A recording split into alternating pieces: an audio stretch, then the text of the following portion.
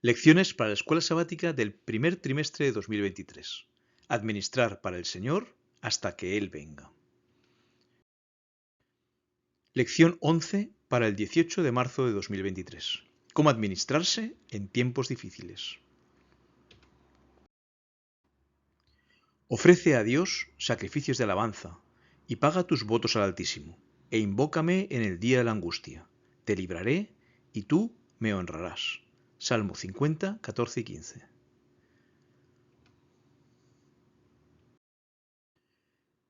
El libro de Apocalipsis nos anuncia la llegada de una gran crisis mundial que afectará especialmente a aquellos que deseen ser fieles a Dios.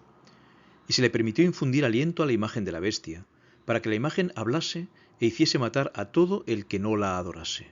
Y hacía que a todos, pequeños y grandes, ricos y pobres, libres y esclavos, se les pusiese una marca en la mano derecha o en la frente, y que ninguno pudiese comprar ni vender, sino el que tuviese la marca o el nombre de la bestia o el número de su nombre.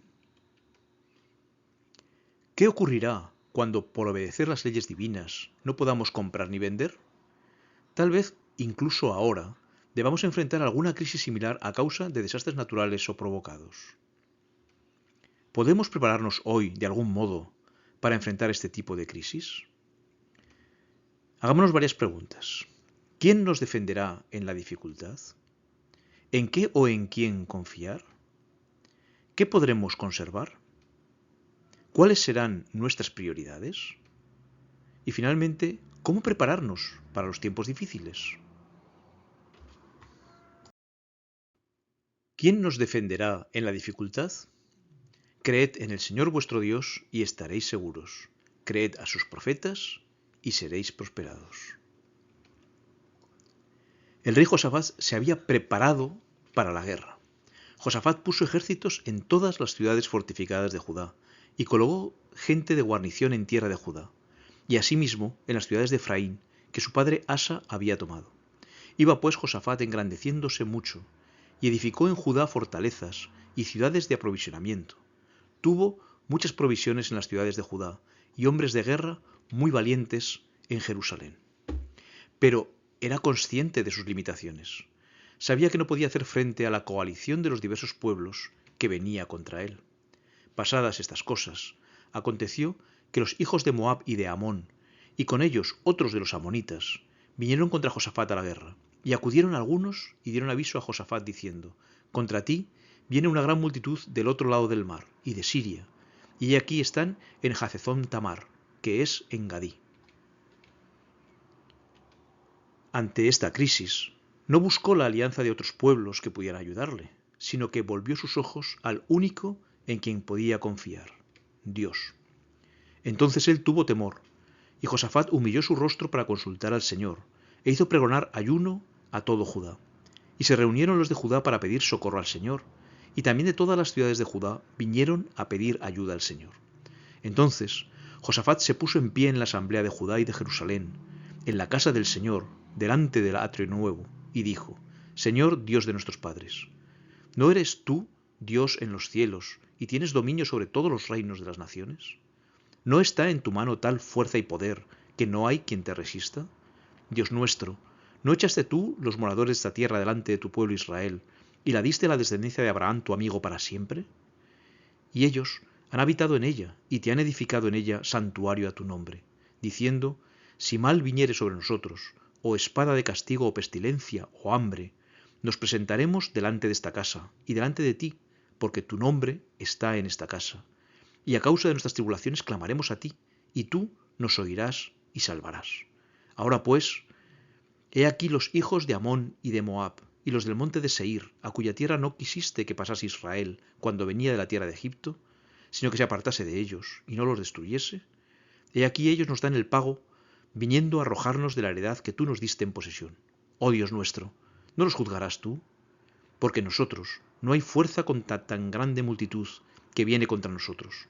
No sabemos qué hacer, y a ti volvemos nuestros ojos.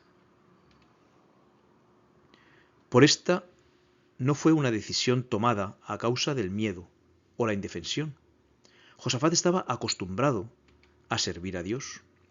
Y el Señor estuvo con Josafat porque anduvo en los primeros caminos de David su padre, y no buscó a los Baales, sino que buscó al Dios de su padre, y anduvo en sus mandamientos, y no según las obras de Israel. Habitó pues Josafat en Jerusalén, pero daba vuelta y salía al pueblo desde Beerseba hasta el monte de Efraín, y los conducía al Señor, el Dios de sus padres. Sabía con certeza que podía confiar en su ayuda. ¿Tienes tú el tipo de experiencia diaria con Dios que te ayudará a confiar en Él en la crisis? ¿En qué o en quién confiar? No pongáis vuestra confianza en gente poderosa, en simples mortales que no pueden salvar. Tal como acabamos de leer, David sabía que no podía confiar su salvación en los hombres. Por el ejemplo de su amigo Jonatán, sabía que Dios no necesitaba un ejército poderoso para derrotar a sus enemigos. Dijo pues Jonatán a su paje de armas: «Ven, pasemos a la guarnición de estos incircuncisos. Quizá haga algo el Señor por nosotros, pues no es difícil para el Señor salvar con muchos o con pocos». Y subió Jonatán trepando con sus manos y sus pies, y tras él su paje de armas. Y los que caían delante de Jonatán, su paje de armas que iba tras él los mataba. Así salvó el Señor a Israel aquel día, y llegó la batalla hasta Betabén. Sin embargo, tentado por Satanás, quiso saber con qué soldados contaba. Pero Satanás se levantó contra Israel e incitó a David a que hiciese censo de Israel.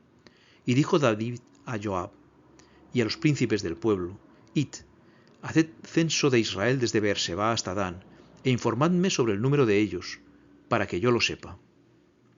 No estaba prohibido hacer un censo, pero este acto de David fue un pecado porque confió en su poderío militar en lugar de confiar en Dios.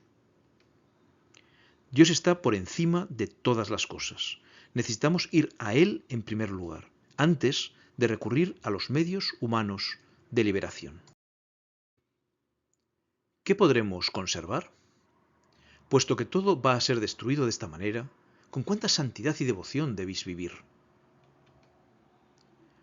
¿Qué nos llevaremos cuando Jesús venga a buscarnos? Si tras la tribulación final, cuando no podamos comprar ni vender, aún nos queda algo que podamos llamar nuestro, será destruido por el fuego. Como nos dice Pedro: «Pero el día del Señor vendrá como ladrón en la noche, en el cual los cielos pasarán con gran estruendo, y los elementos ardiendo serán deshechos, y la tierra y las obras que en ella hay serán quemadas». Puesto que todas estas cosas han de ser deshechas, ¿cómo no debéis vosotros andar en santa y piadosa manera de vivir? ¿Es tiempo, pues, de deshacernos de lo que tenemos, ya que no podemos conservarlo? Si el Espíritu Santo no nos lo indica claramente, no. Hasta que Jesús venga, somos mayordomos de lo que Dios nos da y debemos seguir administrándolo fielmente. Sin embargo, siempre debemos recordar que todo lo que acumulamos aquí es transitorio, fugaz, y si no tenemos cuidado, tiene el potencial de corrompernos espiritualmente.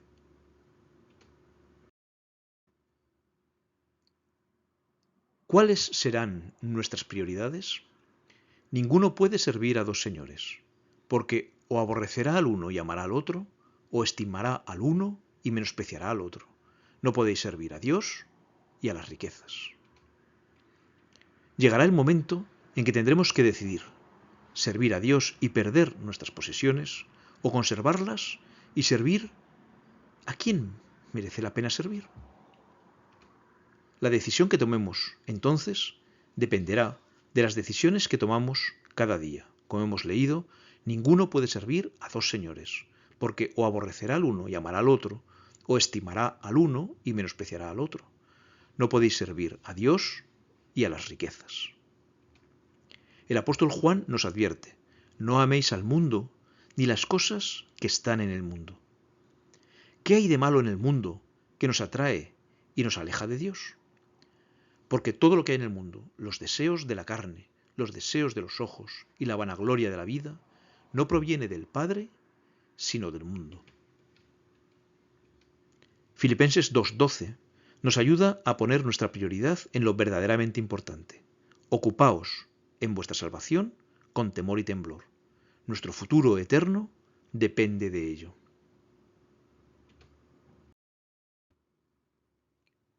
¿Cómo prepararnos para los tiempos difíciles? De modo que nadie pudiera comprar ni vender, a menos que llevara la marca, que es el nombre de la bestia, o el número de ese nombre. Vendrá tiempo de angustia para todo el mundo.